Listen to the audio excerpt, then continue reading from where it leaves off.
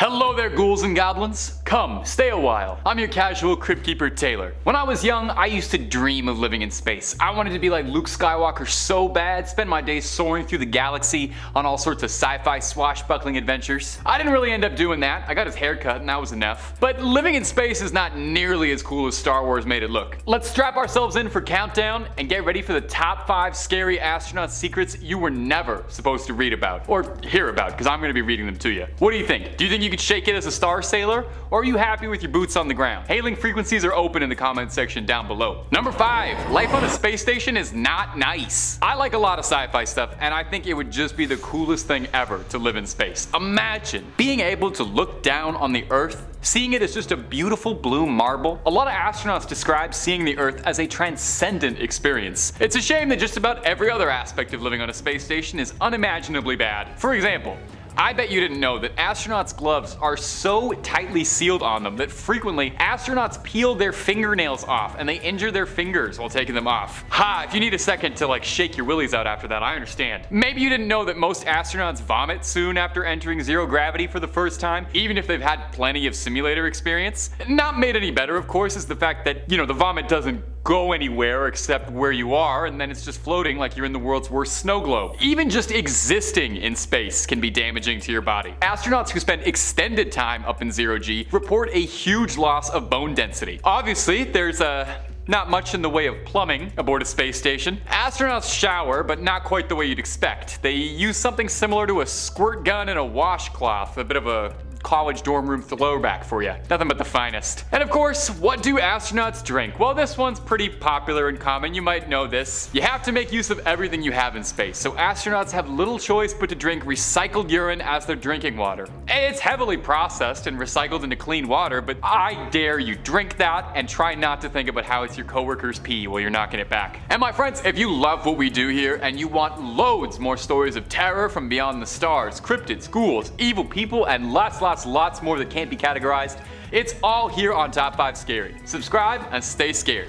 Now let's keep going. Number 4, getting baked by the sun. Sounds nice, actually, but not in this context. A walk in space sounds like the single coolest thing a human being could ever do in your life. Imagine walking in space! Of course, a spacewalk is no easy task, even for a veteran astronaut. Triply so if, God forbid, anything bad happens. Bob Kerbeam was an astronaut, and he held the impressive record of completing the most spacewalks in a single trip, with 4. So Kerbeam was about as good as it gets when it comes to taking a zero-G stroll. And on one of those walks, a cooling pipe burst, and Kerbeam found his suit soaked in toxic ammonia. Now, the only air inside a space station or spacecraft is really whatever the astronauts brought with them. It's a closed system. So the last thing any astronaut would ever want to do is bring something volatile and toxic, like say a spacesuit covered in ammonia that's contaminating you, inside the space station. Now, luckily, because Kerbeam was a very experienced spacewalker, he was able to react quickly and properly with a kind of scary solution. He said that part of NASA training is being able to take things slow and being able to look around yourself even during the most panic-inducing moments of your life, and this training helped him quickly come up with a clever solution. What's the best way to burn something toxic off your suit? By boiling it, of course. And where's a good source of heat out in space? Well, Kerbeam thought to do a little tanning and got himself closer to the sun and let himself bake for a full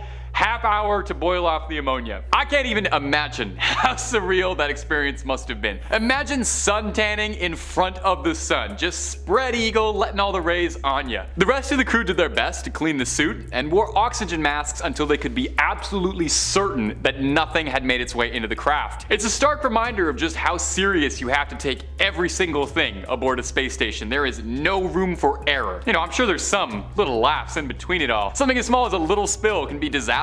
Number 3, space garbage. Obviously, whatever we toss into the atmosphere isn't coming back down anytime soon. Objects really close to Earth's orbits will fall down, a few years, but anything 1,000 miles away or so, that's going to be orbiting for the next couple centuries. So make sure not to drop anything too important. If you lose your wallet in space, you're not getting that back anytime soon. This is becoming one of the most concerning and pressing problems for NASA, as the debris up in space keeps growing and we're not really doing much to get rid of it. As you can imagine, a collision with anything anything would be disastrous. In fact, recently the ESA tweeted out a photo of a cracked space station window on the ISS. Kinda terrifying. Luckily there was no breach or any structural damage, just a massive crack in a window. What's scary is that the debris that cracked the window was a fleck of paint. A fleck of paint. Something as small as that in space can cause massive ruptures. And with how much junk and garbage there is floating around space, it's like you're playing asteroids, except the asteroids are discarded fuselages and broken pipes. Now this next point is equal parts scary and sad, so just so you're aware. So everyone knows Yuri Gagarin was the first man in space, and Neil Armstrong and Buzz Aldrin were the first men on the moon. But before them,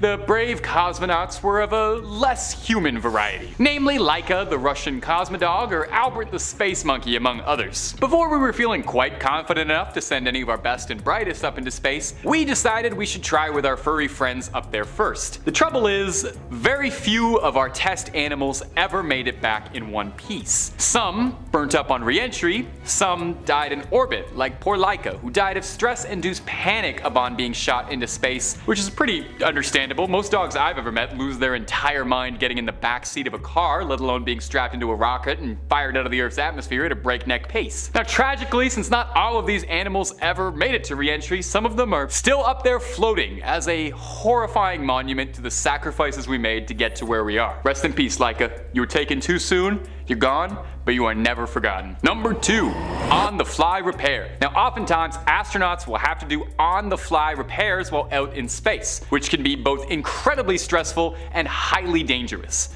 I mean, if anything goes wrong, it could spell critical consequences for you, obviously, but it also affects your crew, and in the case of the ISS, you're talking about something that would affect the entire planet. Scott Parazynski is a famous American astronaut. He's notable because he completed 7 spacewalks in his career, including one miraculous, terrifying impromptu EVA trip to repair a solar panel. EVA is extravehicular activity, if you didn't know that. I learned that from Halo 3. Parazynski did an interview with BuzzFeed Science, where he spoke of this nail-chewing experience. Initially, the main objective why they went up there was to install a new module on the ISS that would serve as a building point for additional future research laboratories. Very cool. And part of this process involved changing the location of an array of solar panels because they were in the way. Things were going along really well, and the crew inside commanded these large solar panels to extend. They then got jammed up and the panels began to tear. Parazynski told the BuzzFeed Science staff it was unsafe to continue to extend this panel any further, and you couldn't retract it either. There was concern that if we even tried to undock the space shuttle, it might rip apart and hit the shuttle, and we would have another Columbia disaster on our hands. Or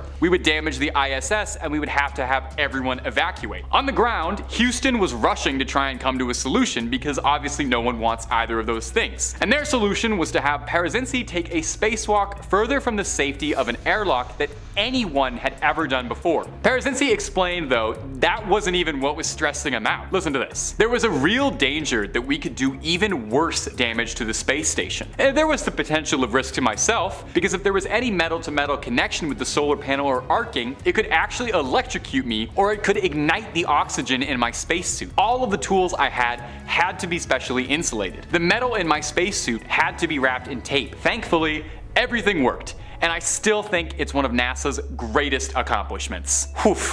I'm gonna be honest, I don't think I could have done it. I would have given up. Sorry.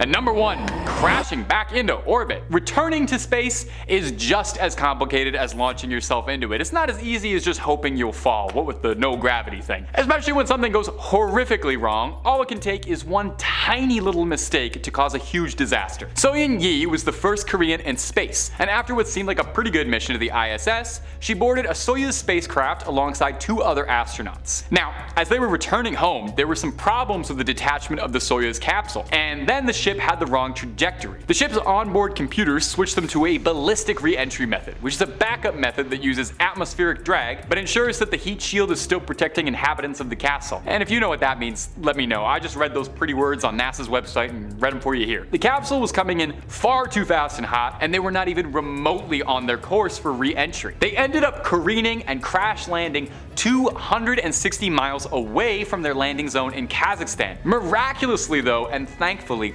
all of the astronauts survived, although they were hospitalized later, but nothing critical. There was no one around to recover them, however. They'd been expecting a recovery crew. There were no helicopters or medical personnel waiting, nothing. They were stranded in the middle of nowhere. Now, readjusting to gravity after spending a lot of time in space is apparently very difficult. Wouldn't know, haven't done it yet. And the crew had to crawl out of the craft and then collapsed into the grass, relieved, shocked, exhausted, but happy to be still kicking. It was then that they were approached by some Kazakhstani nomadic people who probably thought they were aliens. I mean, what else would you expect when you saw people fall from the sky? They tried to get them to a phone, but the nomadic people didn't really have that and didn't understand much, and genuinely just could not imagine what was happening. Could you imagine living the life of a simple sheep herder and then a spaceship crash lands in front of you? The crew ended up using the GPS inside their capsule to contact the Russian Space Agency, who eventually found the rescue they needed and recovered all 3 astronauts who were hospitalized upon returning to Korea. Whew! You know what? That's more than enough stories of all the things that can go wrong in space to make me feel a newfound appreciation for Mother Earth. If you'll excuse me, I gotta go kiss the ground for a bit. Take it easy, ghouls and goblins, and creep on creeping on.